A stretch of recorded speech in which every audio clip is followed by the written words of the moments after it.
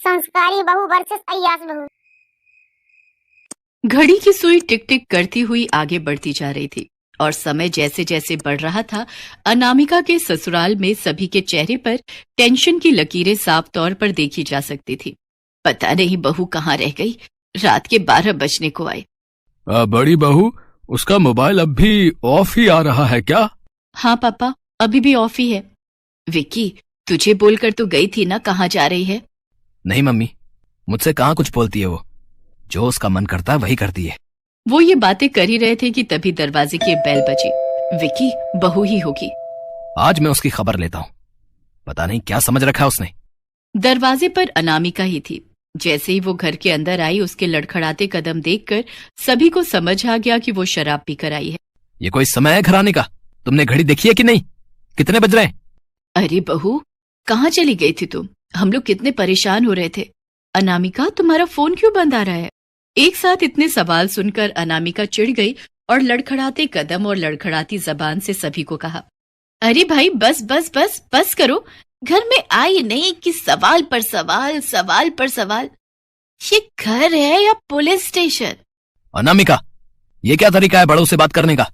वाह वाह वाह वाह, ये देखो, मेरा तरीका पसंद नहीं है तो तुम लोग अपने तरीके पर भी तो गौर करो। बहू देखो, हम लोग कुछ गलत तो नहीं न पूछ रहे हैं तुमसे। इतनी रात हो गई, तुम्हारा फोन नहीं लग रहा था तो हम सबका टेंशन में आना स्वाभाविक ही है ना।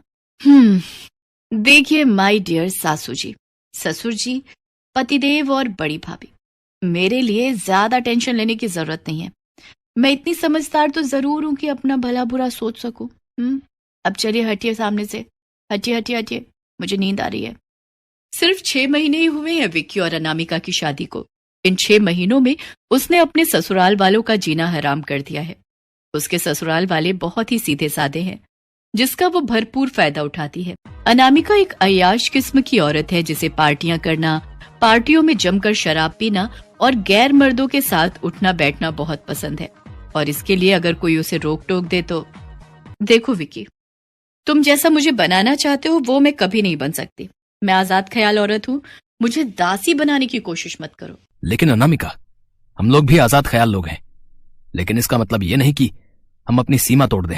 ऐसी कौन सी सीमा तोड़ दी मैंने जो तुम सुबह सुबह लेक्चर देने आ गए? सुनो, रात का हैंगओवर अभी तक उतरा नहीं है, जरा बड़ी भाभी को बोलकर नींबू पानी बनवा दो ना। वो ये कह रही थी तभी विक्की की बड़ी भाभी शालिनी हाथ में नींबू पानी लेकर अनामिका के कमरे में आई। लो अनामिका, तुम्हारा नींबू पानी। अनामिका ने शालिनी के हाथ से नींबू पानी लिया और पीते हुए कहा, भाभी, वो कल शाम को मेरे कुछ दोस्त आ रहे हैं, कुछ अच्छा सा बना देंगे आप उनके लिए? वो क्या है ना, कई हफ्तों से मेरे दोस्त घर पर पार्टी देने के लिए मुझसे जिद कर रहे हैं। हाँ अनामिका, बना दूंगी। और हाँ भाभी, पापा जी और मम्मी जी को कह दीजिएगा कि शाम को कहीं बाहर चले जाएं। I mean, कहीं सत्संग वत्संग में, क्योंकि पार्टी होगी तो पीना पिलाना तो होगा ही, और मैं नहीं चाहती कि पार्टी के बीच में दोनों बूढ़े बुढ़िया चिक चिक करें। और हाँ पतिदेव, आप भी अगर हो सके तो कल ऑफिस से लेट आइएगा, या नहीं तो आप भी मम्मी पापा के साथ सत्संग में चले जाइएगा, क्योंकि एंजॉय करना तो आपको आता ही नहीं। अनामिका की बातों को सुनकर विक्की मन महसूस कर रह गया। एक घर की 2 बहुएं, अनामिका और शालिनी, लेकिन दोनों में जमीन आसमान का फर्क। एक ओर शालिनी संस्कारों से भरी हुई और दूसरी ओर अनामिका एक नंबर की अय्याश। शालिनी भाभी, मैं तो तंग आ गया हूं अनामिका से। नरक हो गया मेरा जीवन इससे शादी करके। मेरा मन करता है कि इससे तलाक ले लूं। देखिए देवर जी, 2 तरीके से जिंदगी जी सकते हैं, या तो तोड़कर या जोड़कर। लेकिन तोड़कर जिंदगी जीने वाले सुकून से नहीं रह सकते, और जोड़कर जो रहते हैं, सच्चा सुख उन्हीं के पास होता है। अपनी बड़ी भाभी की बातों को सुनकर विक्की बोला, भाभी, तोड़ना कौन चाहता है, लेकिन ऑप्शन क्या है? आपने देखा है माँ को, आपने देखा है बाबूजी को, वो छिपकर रोते हैं मेरे लिए, अपने लिए, इस घर के लिए। देवर जी, मैं उनका दुख समझती हूँ। मुझे भी अच्छा नहीं लगता कि वो इस उम्र में उदास रहे, अनामिका के बारे में सारा दिन सोचते रहे। मैं उन्हें खुश रखने की कोशिश भी करती हूँ, लेकिन मैं फेल हो जाती हूँ। ये कहते हुए शालिनी की आंखों में आंसू आ गए। आई एम सॉरी देवर जी, मैं फेल हो जाती हूँ। नहीं भाभी, प्लीज आप मत रोइए। आपने ही तो इस घर को संभाल कर रखा है, बिखरने नहीं दिया। भैया की असमय मौत के बाद इस घर पर कितना बड़ा कहर टूटा था, लेकिन आपने उस दुख की घड़ी में भी धैर्य रखा। खुद नौकरी की, घर को संभाला, मुझे पढ़ा लिखा कर इस लायक बनाया कि मैं आज इस घर की जिम्मेदारी उठा सकूं। आप कभी फेल नहीं हो सकती भाभी। देवर जी, वो तो मेरा फर्ज था। शालिनी के पति अमरीश आर्मी में थे। शत्रुओं से लोहा लेते हुए उन्होंने अपने प्राण न्यौछावर कर दिए थे। शालिनी जब पहली बार दुल्हन बनकर इस घर में आई थी तो उन्होंने कहा था कि देखो शालिनी, तुम्हें तो पता है ना कि मेरी ड्यूटी भारत माँ की सेवा में है, तो हो सकता है कि मैं तुझे कुछ कम समय दे पाऊं, लेकिन प्यार पूरा दूंगा, मैं भी और मेरा परिवार भी। देख, मैं तो ज्यादा यहां रहता नहीं, लेकिन तुझ पर इस घर की जिम्मेदारी सौंपता हूं। जितना संभव हो इस जिम्मेदारी को निभाना, क्योंकि एक औरत के हाथ में ही किसी घर को स्वर्ग बनाने की जिम्मेदारी होती है। आप बिल्कुल चिंता मत करिए, मैं आपका सिर कभी नहीं झुकने दूंगी। और सच में शालिनी ने जैसा कहा वैसा किया। उसने इस घर की जिम्मेदारी पूरी तरह से उठाई। शालिनी के सास ससुर तो उसे बहू मानते ही नहीं थे। वो तो इस घर की बेटी थी, लेकिन जब से शालिनी के देवर विकी की शादी हुई थी, ये पूरा घर टूट रहा था। इस घर की शांति भंग हो गई थी। आज भी अनामिका ने घर में पार्टी रखी थी और पार्टी में कान फाड़ू संगीत बज रहा था। अनामिका पूरे मेकअप में इधर उधर टहल रही थी। तभी उसके एक दोस्त ने उसका हाथ पकड़ लिया और कहा, आज तो तुम कयामत लग रही हो अनामिका। है आज? मैं तो हमेशा ही कयामत लगती हूँ। No doubt, gorgeous.